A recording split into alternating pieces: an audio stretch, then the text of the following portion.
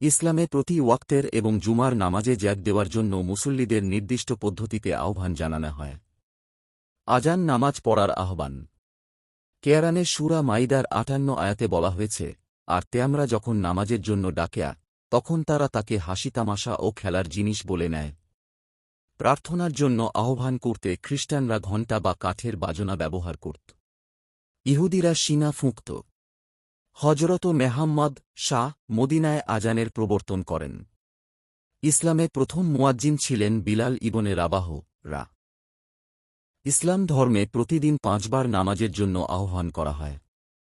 আজানের দোয়ার বাংলা উচ্চারণ: আল্লাহুম্মা রব্বা হাজিহিদ দাওয়াতিত তাম্মাতি ওয়াস সালাতিল কাইমাতি আতি মুহাম্মাদানিল ওয়াসিলাতা ওয়াল ফাদিলাতা ওয়াদ দারজাতার রফিয়াতা ওয়া বাসহু মাকামাম মাহমুদানিল্লাজি ওয়া আত্তাহু ওয়ারজুকনা শাফাতাহু ইয়াউমাল কিয়ামাতি ইন্নাকা লা তুকলিফুল মিয়াদ। আজানের দোয়ার বাংলা অর্থ: হে আল্লাহ, এই পরিপূর্ণ আহ্বানের ও স্থায়ী প্রতিষ্ঠিত নামাজের আপনিই প্রভু। হজরত মুহাম্মদ শাহ কে ওয়াসিলা ও সুমহান মর্যাদা দান করুন এবং তাঁকে ওই প্রশংসিত স্থানে অধিষ্ঠিত করুন যার প্রতিশ্রুতি আপনি তাঁকে দিয়েছেন, আর কিয়ামতের দিন তাঁর সুপারিশ আমাদের নসিব করুন। নিশ্চয়ই আপনি প্রতিশ্রুতির ব্যতিক্রম করেন না। আজান কেমন করে এল? আবু উমাইর ইবনে আনাস রা বরাতে তাঁর এক আনসারী চাচার বর্ণনা করা হাদিস আছে। তিনি বলেন, নবী শাহ নামাজের জন্য লোকদের কিভাবে একত্র করা যায় তা নিয়ে চিন্তিত ছিলেন। তা দেখে কেউ পরামর্শ দিলেন, নামাজের সময় হলে একটা পতাকা ওড়ানো হোক। সেটা দেখে একে অন্যকে সংবাদ জানিয়ে দেবে। রাসূলুল্লাহ শাহ এর কাছে সেটা পছন্দ হল না। কেউ কেউ প্রস্তাব করল, ইহুদিদের মতো সিনাধ্বনি দেওয়া হোক। রাসূলুল্লাহ শাহ সেটাও পছন্দ করলেন না, কারণ রীতিটি ছিল ইহুদিদের।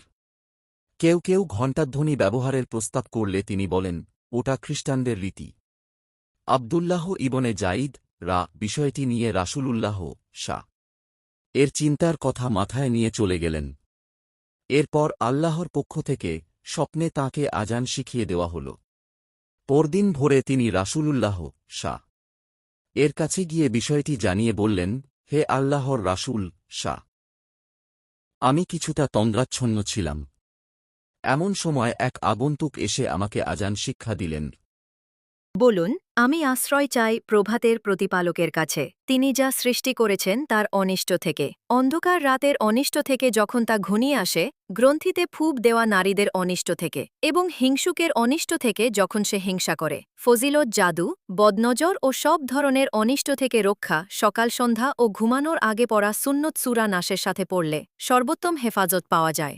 আপনি কি বদনজর, হিংসা বা অদৃশ্য অনিষ্টে ভয় পান?